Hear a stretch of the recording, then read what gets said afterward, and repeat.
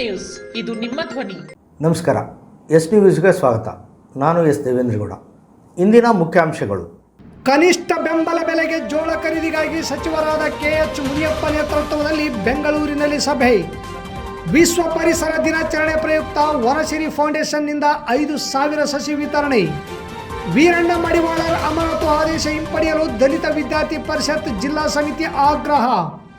ಸಾರಿಗೆ ಸಂಸ್ಥೆಯಿಂದ ಪ್ರಯಾಣಿಕರಿಗೆ ಉತ್ತಮ ಸೇವೆ ಹೊನ್ನಪ್ಪ. ರೈತ ಹೋರಾಟದ ಅನ್ನದಾತರಿಗೆ ಅನ್ನ ಉಣಬಡಿಸುತ್ತಿರುವ ಕಾರುಣ್ಯಾಶ್ರಮ. ವಾರ್ತೆಗಳ ವಿವರ. ಇಂದು ಬೆಂಗಳೂರಿನ ವಸಂತ ನಗರದ ಆಹಾರ ಭವನದಲ್ಲಿ ಆಹಾರ ನಾಗರಿಕರ ಸರಬರಾಜು ಮತ್ತು ಗ್ರಾಹಕರ ವ್ಯವಹಾರಗಳ ಸಚಿವರಾದ ಕೆಎಚ್ ಮುನಿಯಪ್ಪ ಅವರ ಅಧ್ಯಕ್ಷತೆಯಲ್ಲಿ ಹಾಗೂ ವಿಧಾನ ಪರಿಷತ್ ಸದಸ್ಯರಾದ ಬಸನಗೌಡ ಬಾದಲಿಯವರ ಉಪಸ್ಥಿತಿಯಲ್ಲಿ ಕನಿಷ್ಠ ಬೆಂಬಲ ಯೋಜನೆಯಡಿ ಮುಂಗಾರು ಮತ್ತು ಹಿಂಗಾರಿನಲ್ಲಿ ಜೋಳ ಖರೀದಿ ವಿಚಾರವಾಗಿ ಸಭೆ ನಡೆಯಿತು. ಸಿಂಧನೂರಿನಲ್ಲಿ ರೈತರು ಜೋಳ ಖರೀದಿಗಾಗಿ ನಡೆಸುತ್ತಿರುವ ಚಳುವಳಿ ಮತ್ತು ಸೋಮವಾರ ನಡೆಸಿದ ಸಿಂಧನೂರು ಬಂದ್ ಬೃಹತ್ ಪ್ರತಿಭಟನೆಯನ್ನು ಕುರಿತು ಹಾಗೂ ಪ್ರಸಕ್ತ ಜೋಳ ಖರೀದಿ ಸಂಬಂಧಿಸಿದ ಅಂಕಿ ಸಂಖ್ಯೆಗಳ ಸಮೇತ ಮಾಹಿತಿಯನ್ನು ಸಚಿವರಾದ ಕೆಎಚ್ ಮುನಿಯಪ್ಪ ಅವರಿಗೆ ಕೃಷಿ ಬೆಲೆ ಆಯೋಗದ ಮಾಜಿ ಅಧ್ಯಕ್ಷರಾದ ಹನುಮನಗೌಡ ಬೆಳಗುರ್ಕಿ ವಿವರಿಸಿದರು. ಈಗಾಗಲೇ ರೈತರು ರೋಸಿ ಹೋಗಿದ್ದಾರೆ. ಕೃಷಿ ಚಟುವಟಿಕೆಗಳು ಪ್ರಾರಂಭವಾಗಿವೆ. ಅಲ್ಲಿ ಬಿತ್ತನೆ ಮಾಡುವುದನ್ನು ಬಿಟ್ಟು ಅವರ ನ್ಯಾಯಯುತವಾದ ಬೇಡಿಕೆಗಳನ್ನು ಈಡೇರಿಸಿ ಎಂದು ನಮ್ಮ ರೈತರು ಹಗಲು ರಾತ್ರಿ ಧರಣಿ ನಡೆಸುತ್ತಿದ್ದಾರೆ. ನೋಂದಣಿಯಾದ ಜೋಳ ಖರೀದಿಸಿ ರೈತರಿಗೆ ನ್ಯಾಯ ಒದಗಿಸಿ ಕೊಡಬೇಕೆಂದು ಸಚಿವರಿಗೆ ಮನವಿ ಮಾಡಿದರು. ಈ ವೇಳೆ ಸಭೆಯಲ್ಲಿ ವಿಧಾನ ಪರಿಷತ್ ಸದಸ್ಯ ಬಸನಗೌಡ ಬಾದಲಿಯವರು ಹಾಗೂ ಪ್ರಧಾನ ಕಾರ್ಯದರ್ಶಿಗಳು, ಆಹಾರ ಇಲಾಖೆಯ ಆಯುಕ್ತರು, ವ್ಯವಸ್ಥಾಪಕ ನಿರ್ದೇಶಕರು, ಫೆಡರೇಷನ್, ಕಾರ್ಪೊರೇಷನ್ ಮತ್ತು ಸೆಂಟ್ರಲ್ ವೇರ್ ಹೌಸ್ ಅಧಿಕಾರಿಗಳು, ಆಹಾರ ಇಲಾಖೆ ಮತ್ತು ಕೃಷಿ ಇಲಾಖೆಯ ಎಲ್ಲ ಅಧಿಕಾರಿಗಳು, ರೈತ ಮುಖಂಡರಾದ ರಾಜಶೇಖರ ಪಾಟೀಲ್, ಮಲ್ಲೇಶಗೌಡ ಜಾಲಿಹಾಳ್ ಸೇರಿದಂತೆ ಅನೇಕರು ಉಪಸ್ಥಿತರಿದ್ದರು. ಹೋರಾಟಗಾರರಿಗೆ ಮಾಹಿತಿ ನೀಡದೆ ಹನುಮನಗೌಡರ ಬೆಳಗುರ್ಕಿ ಅವರು ಬೆಂಗಳೂರಿನಲ್ಲಿ ನಡೆದ ಸಚಿವರಿಗೆ ಸಭೆಗೆ ಹೋದ ವಿಷಯಕ್ಕೆ ಸ್ಥಳೀಯ ಮುಖಂಡರು ಬೇಸರ ವ್ಯಕ್ತಪಡಿಸಿದರು. ಈ ಕುರಿತು ಹನುಮನಗೌಡರ ಜೊತೆ ಎಸ್ ನ್ಯೂಸ್ಗೆ ಸಂಪರ್ಕಿಸಿದಾಗ ಮಾಹಿತಿ ನೀಡಿದ ಸಭೆಗೆ ಹಾಜರಾದ ವಿಚಾರಕ್ಕೆ ಅನ್ಯತಾ ಭಾವಿಸಬಾರದು. ನಾನೇ ಸಚಿವರ ಜೊತೆ ಮಾತನಾಡಿ ಎಂದು MLC ಅವರ ಜೊತೆ ಮಾತನಾಡಿದ್ದೆ. ಆ ಹಿನ್ನೆಲೆಯಲ್ಲಿ ಅವರು ಸಚಿವರ ಜೊತೆ ಮಾತನಾಡಿ ಸಭೆ ಫಿಕ್ಸ್ ಮಾಡಿದ್ದಾರೆ. ಈ ವಿಷಯ ಮುಖಂಡರಿಗೆ ತಿಳಿಸದೇ ಇದ್ದದ್ದಕ್ಕೆ ನನ್ನನ್ನು ಕ್ಷಮಿಸಬೇಕು. ಒಟ್ಟಾರೆ ಸಮಸ್ಯೆ ಈಡೇರಿಸುವ ನಿಟ್ಟಿನಲ್ಲಿ ಪ್ರಯತ್ನ ಮಾಡುತ್ತಿದ್ದೇನೆ ಎಂದು ತಿಳಿಸಿದರು. ನಗರದ PWD ಕ್ಯಾಂಪಿನಲ್ಲಿರುವ ಕ್ಷೇತ್ರ ಶಿಕ್ಷಣಾಧಿಕಾರಿಗಳ ಕಚೇರಿ ಹತ್ತಿರ ಸರ್ಕಾರಿ ಶಾಲೆಗಳನ್ನು ಹಸಿರುಕರಣಗೊಳಿಸಲು ವನಸಿರಿ ಫೌಂಡೇಶನ್ ವಿಶ್ವ ಪರಿಸರ ದಿನಾಚರಣೆ ಪ್ರಯುಕ್ತ 5,000 ಸಸಿಗಳ ವಿತರಣೆ ಕಾರ್ಯಕ್ರಮವನ್ನು ಇಂದು ಹಮ್ಮಿಕೊಳ್ಳಲಾಗಿದೆ ಎಂದು ವಿತರಣೆ ಕಾರ್ಯಕ್ರಮವನ್ನು ಜೂನ್ 4ರಂದು ಹಮ್ಮಿಕೊಳ್ಳಲಾಗಿದೆ ಎಂದು ವನಸಿರಿ ಫೌಂಡೇಶನ್ ಸದಸ್ಯ ಚನ್ನಪ್ಪ ಕೆ ಹೊಸಳ್ಳಿ ತಿಳಿಸಿದರು. ನಗರದ ವನಸಿರಿ ಫೌಂಡೇಶನ್ ಕಚೇರಿಯಲ್ಲಿ ಮಾತನಾಡಿದ ಅವರು, ಹಲವಾರು ವರ್ಷಗಳಿಂದ ಸರ್ಕಾರಿ ಶಾಲೆಗಳ ಹಸಿರುಕರಣ ಮಾಡಲು ವನಸಿರಿ ಫೌಂಡೇಶನ್ ತಂಡ ಶ್ರಮಿಸುತ್ತಿದೆ. ಕಲ್ಯಾಣ ಕರ್ನಾಟಕ ಭಾಗದಲ್ಲಿ ಹೆಚ್ಚು ಬಿಸಿಲಿನ ತಾಪಮಾನ ಇದ್ದು ಇದನ್ನು ಕಡಿತಗೊಳಿಸುವ ಸಲುವಾಗಿ ಪ್ರತಿ ವರ್ಷ ಸುಮಾರು 1 ಲಕ್ಷ ಗಿಡಗಳನ್ನು ನೆಡುವ ಗುರಿಯನ್ನು ಹೊಂದಲಾಗಿದೆ. ಸರ್ಕಾರಿ ಶಾಲೆಗಳನ್ನೇ ಹಸಿರುಕರಣ ಮಾಡಲು ಮೊದಲ ಆದ್ಯತೆ ನೀಡುತ್ತಿದ್ದೇವೆ. ಜೂನ್ 5ರಂದು ವಿಶ್ವ ಪರಿಸರ ದಿನಾಚರಣೆಯ ಅಂಗವಾಗಿ ಎಲ್ಲಾ ಸರ್ಕಾರಿ ಶಾಲೆಗಳಲ್ಲಿ ಕಡ್ಡಾಯವಾಗಿ ಗಿಡಮರಗಳನ್ನು ಬೆಳೆಸಬೇಕೆಂಬ ಸದುದ್ದೇಶದಿಂದ ವನಸಿರಿ ತಂಡದಿಂದ ಪ್ರತಿ ವರ್ಷದಂತೆ ಈ ವರ್ಷವೂ ಕೂಡ 5,000 ಸಸಿಗಳನ್ನು ಸರ್ಕಾರಿ ಶಾಲೆಗಳಲ್ಲಿ ನೆಡಬೇಕೆಂಬುದು ಧ್ಯೇಯವಾಗಿದೆ. ಜೂನ್ 4ರಂದು 5,000 ಸಸಿಗಳನ್ನು ಉಚಿತವಾಗಿ ನೀಡುತ್ತಿದ್ದೇವೆ. ಎಲ್ಲ ಸರ್ಕಾರಿ ಶಾಲೆಗಳ ಶಿಕ್ಷಕರು ಇದರ ಸದುಪಯೋಗ ಪಡೆದುಕೊಳ್ಳಬೇಕೆಂದು ಮನವಿ ಮಾಡಿದರು. ಎತ್ತಿಗೆ ಜ್ವರ ಬಂದರೆ ಎಮ್ಮೆಗೆ ಬೆರೆ ಎಳೆದಂತೆ ನಮ್ಮ ನಾಳುವ ಸರ್ಕಾರಗಳು ಸೌಲಭ್ಯಗಳನ್ನು ಕೇಳಿದವರ ಮೇಲೆ ಕ್ರಮ ಕೈಗೊಳ್ಳುವುದು ತಮ್ಮ ತಪ್ಪನ್ನು ಮುಚ್ಚಿಕೊಳ್ಳಲು ಮಾಡುವ ಹುನ್ನಾರವಾಗಿದೆ ಎಂದು ದಲಿತ ವಿದ್ಯಾರ್ಥಿ ಪರಿಷತ್ ಜಿಲ್ಲಾ ಸಮಿತಿ ಸಂಚಾಲಕ ಮೌನೇಶ್ ಜಾಲ್ವಾಡಿಗಿ ಹೇಳಿದರು. ನಿಡಗುಂದಿ ಗ್ರಾಮದ ಅಂಬೇಡ್ಕರ್ ನಗರದ ಸರ್ಕಾರಿ ಹಿರಿಯ ಪ್ರಾಥಮಿಕ ಶಾಲೆಗೆ ಮಕ್ಕಳ ಸಂಖ್ಯೆಯ ಅನುಸಾರ ಕೊಠಡಿಯನ್ನು ಮಂಜೂರು ಮಾಡಲು ಕೋರಿ ಶಾಲೆಯ ಮುಖ್ಯ ಶಿಕ್ಷಕ ವೀರಣ್ಣ ಮಡಿವಾಳರ್ ಉಪವಾಸ ಮತ್ತು ಮೌನ ಕಾಲ್ನಡಿಗೆ ಜಾಥಾವನ್ನು ಕ್ಷೇತ್ರ ಶಿಕ್ಷಣಾಧಿಕಾರಿಗಳ ಕಚೇರಿಯವರೆಗೆ ಕೈಗೊಂಡಿದ್ದರು. ಇದರ ಫಲವಾಗಿ ಅಲ್ಲಿನ ಕ್ಷೇತ್ರ ಶಿಕ್ಷಣಾಧಿಕಾರಿಗಳು, ಮುಖ್ಯ ಶಿಕ್ಷಕರು ಪ್ರತಿಭಟನೆ ಮಾಡಿರುವುದು ಸರ್ಕಾರಕ್ಕೆ ಮತ್ತು ಶಿಕ್ಷಣ ಇಲಾಖೆಗೆ ಮುಜುಗರ ಉಂಟು ಮಾಡಿದೆ ಎಂದು ಅವರನ್ನು ಸೇವೆಯಿಂದ ಅಮಾನತು ಮಾಡಿ ಆದೇಶಿಸಿದ್ದಾರೆ. ಆದ್ದರಿಂದ ಈ ಒಂದು ಕ್ರಮವನ್ನು ದಲಿತ ವಿದ್ಯಾರ್ಥಿ ಪರಿಷತ್ ಜಿಲ್ಲಾ ಸಮಿತಿ ರಾಯಚೂರು ವತಿಯಿಂದ ತೀವ್ರವಾಗಿ ಖಂಡಿಸುತ್ತಿದೆ. ರಾಜ್ಯದಲ್ಲಿ ದಿನನಿತ್ಯ ನಡೆಯುತ್ತಿರುವ ಕೊಲೆ, ಸುಲಿಗೆಗಳು, ಅನ್ಯಾಯ, ಅತ್ಯಾಚಾರಗಳು ಮತ್ತು ವಿದ್ಯಾರ್ಥಿ ಯುವಜನರ ಮೇಲೆ ನಡೆಯುತ್ತಿರುವ ಹಲ್ಲೆ ಮತ್ತು ದೌರ್ಜನ್ಯಗಳನ್ನು ತಡೆಯುವ ನಿಟ್ಟಿನಲ್ಲಿ ಕೆಲಸ ಮಾಡಬೇಕಾದ ಶಿಕ್ಷಣ ಇಲಾಖೆ ಮತ್ತು ಸರ್ಕಾರ ಕಣ್ಮುಚ್ಚಿ ಕುಳಿತು ರಾಜ್ಯದಲ್ಲಿ ವಿದ್ಯಾರ್ಥಿ ಯುವಜನರು ಹಲವಾರು ಶೈಕ್ಷಣಿಕ ಸಮಸ್ಯೆಗಳನ್ನು ಎದುರಿಸುತ್ತಿದ್ದು ಇಂತಹ ಸಮಸ್ಯೆಗಳಿಗೆ ಸ್ಪಂದಿಸಿ ಶಿಕ್ಷಣಕ್ಕೆ ಅನುವು ಮಾಡಿಕೊಡಬೇಕಾದುದು ಸರ್ಕಾರದ ಜವಾಬ್ದಾರಿಯಾಗಿದೆ. ಆದರೆ ವಿದ್ಯಾರ್ಥಿಗಳ ಸಂಖ್ಯೆಗೆ ಅನುಗುಣವಾಗಿ ಕೊಠಡಿಯನ್ನು ಮಂಜೂರು ಮಾಡಲು ಸ್ವತಃ ತಾವೇ ಸರ್ಕಾರಕ್ಕೆ ಮನವಿ ಸಲ್ಲಿಸಿ ಸರ್ಕಾರದ ಗಮನ ಸೆಳೆದ ಮುಖ್ಯ ಶಿಕ್ಷಕನನ್ನು ಅಮಾನತು ಮಾಡಿರುವುದು ಇದು ಖಂಡನಾರ್ಹ. ಆದ್ದರಿಂದ ಈ ಕೂಡಲೇ ನಿಡಗುಂದಿ ಶಾಲೆಯ ಮುಖ್ಯ ಶಿಕ್ಷಕನ ಅಮಾನತು ಆದೇಶವನ್ನು ಹಿಂಪಡೆಯಬೇಕು. ಇಲ್ಲದೆ ಹೋದರೆ ಸರ್ಕಾರದ ಈ ಕ್ರಮದ ವಿರುದ್ಧ ತೀವ್ರವಾದ ಪ್ರತಿಭಟನೆಯನ್ನು ಮಾಡಬೇಕಾಗುತ್ತದೆ ಎಂದು ಪತ್ರಿಕಾ ಪ್ರಕಟಣೆ ಮೂಲಕ ಸರ್ಕಾರಕ್ಕೆ ಎಚ್ಚರಿಸಿದರು.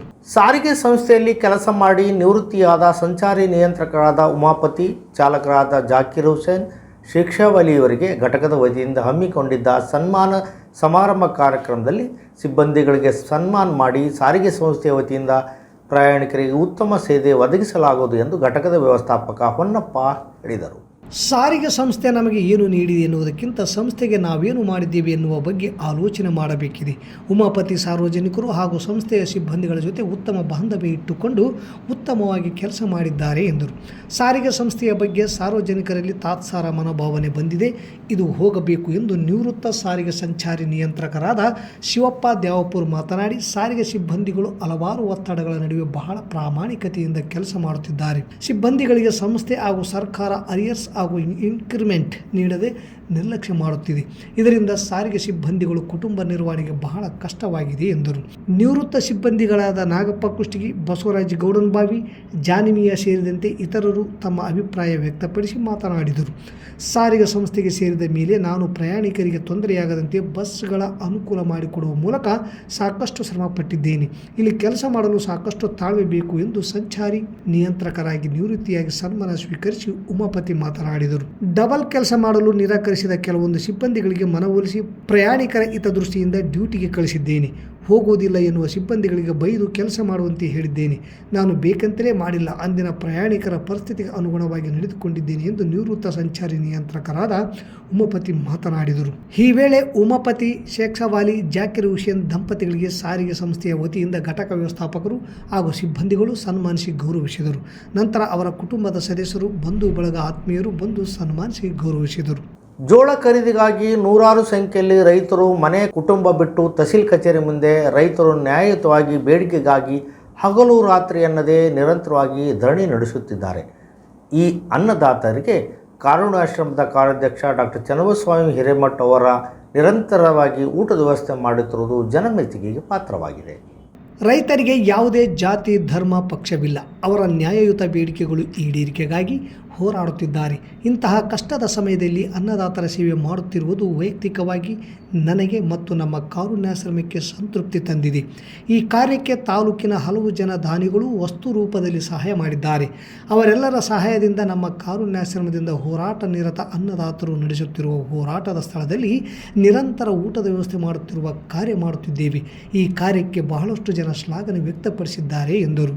ಬೇಡಿಕೆಗಳು ಆದಷ್ಟು ಬೇಗನೆ ಈಡೇರಿ ರೈತರ ಜೋಳವನ್ನು ಆದಷ್ಟು ಬೇಗನೆ ಸರ್ಕಾರ ಖರೀದಿಸುವಂಥ ಒಂದು ಪ್ರಯತ್ನದಲ್ಲಿ ಮುಂದಾಗಲಿ ಅನ್ನೋ ಒಂದು ಮಾತನ್ನು ಈ ಸಂದರ್ಭದಲ್ಲಿ ಹೇಳ್ತಾ, ಇವತ್ತು ಬರೀ ನಾವು ಕಾರುಣ್ಯಾಶ್ರಮ ಅಂತಲ್ಲ, ಇನ್ನೂ ಹಲವಾರು ದಾನಿಗಳು ಕೂಡ ರೈತರ ಹಸಿವು ನೀಗಿಸಲು ಕಾರಣರಾಗಿದ್ದಾರೆ. ಅವರೆಲ್ಲರಿಗೂ ಕೂಡ ಆ ಭಗವಂತ ಉತ್ತಮ ಆಯಸ್ಸು, ಆಯುರಾರೋಗ್ಯ, ಸುಖ, ಶಾಂತಿ, ನೆಮ್ಮದಿ ನೀಡಲಿ ಅಂತೇಳಿ ನಾವು ಈ ಸಂದರ್ಭದಲ್ಲಿ ಒಂದು ವಿಶೇಷ ಪ್ರಾರ್ಥನೆಯೊಂದಿಗೆ ಹರಸಿ ಹಾರೈಸ್ತೀವಿ.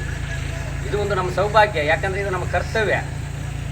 ಯಾಕಂದರೆ ಅವ್ರು ಕೊಟ್ಟಿದ್ದನ್ನು ಅವ್ರಿಗೆ ಕೊಡ್ತಾ ಇದ್ದೀವಿ. ನಾವೇನೂ ಇಲ್ಲ, ಇದರಲ್ಲಿ ನಾವು ಬದುಕ್ತಾ ಇದ್ದೀವಿ ಅಷ್ಟೇ. ನಿಜವಾಗ್ಲೂ ನಾವು ನಮ್ಮ ಬಗ್ಗೆ ಭಾಳ ಉತ್ತಮವಾದಂಥ ಪ್ರತಿಕ್ರಿಯೆಗಳು ಕೂಡ ಜನರು ನೀಡಿದ್ದಾರೆ. ಮತ್ತು ಅದೇ ರೀತಿ ಎಲ್ಲ ಪತ್ರಿಕಾ ಮಾಧ್ಯಮದವರು, ಮಾಧ್ಯಮ ಬಳಗದವರು ಎಲ್ಲರೂ ಕೂಡ ಉತ್ತಮ ಪ್ರಶಂಸೆ ವ್ಯಕ್ತಪಡಿಸಿ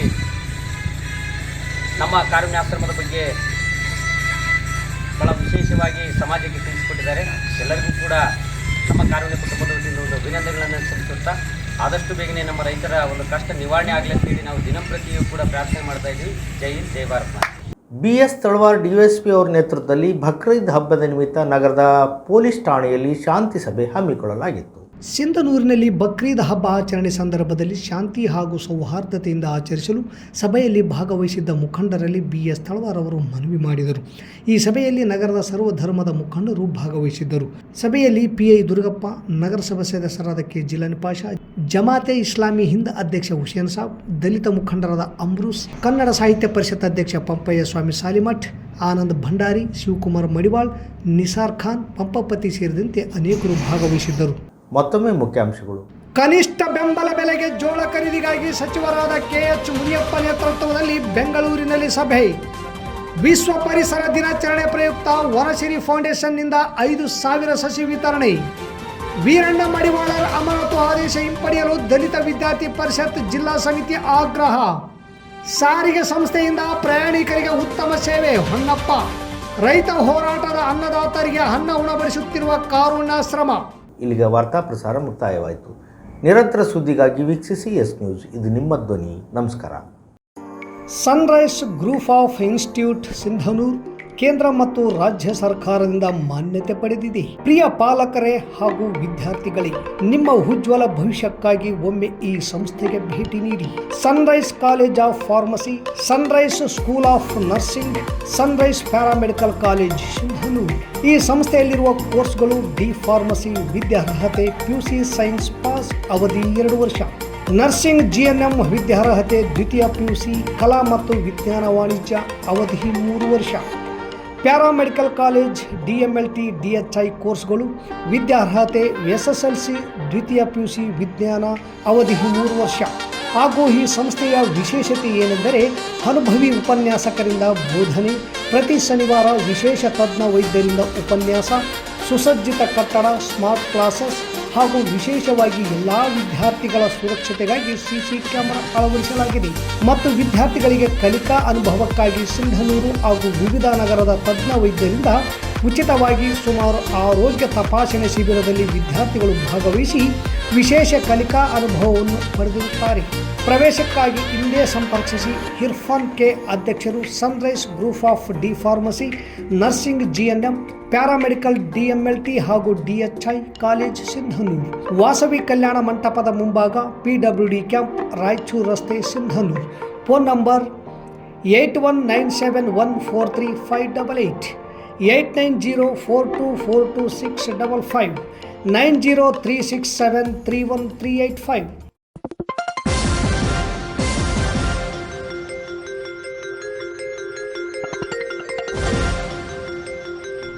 ಎಸ್ ನ್ಯೂಸ್, ಇದು ನಿಮ್ಮ ಧ್ವನಿ.